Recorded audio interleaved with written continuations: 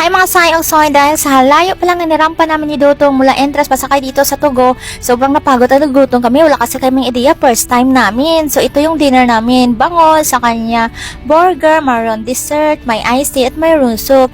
Sa 10,500 na nabayaran ko dito sa state room is free breakfast, lunch and dinner na.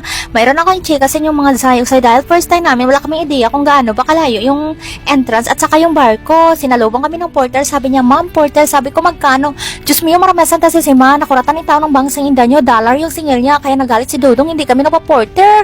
So ito talagang hirap dito sa Pinas, no? Kapag may kasama ka puti, tingin nila sa'yo, dollar na. Anong tingin nyo sa mga apam, nagtatain ng dollars? Diyos mio, maramasan si Sima, I want at least nakuratan, yung taon ko na brand out. No. Paalis na talaga kami. So, ayun mga sayo, hindi kami puporter, nagalit si Dudong kasi sobrang mahal. Ayun, nasa gitna na kami, is malapit na kami sa barko, nakasalubong kong porter, sabi niya, "Ma'am, porter," sabi ko, "Magkano? 200 lang ma'am, lahat, iakyat ko kayo sa taas." Sabi ko, "Ha? O sige."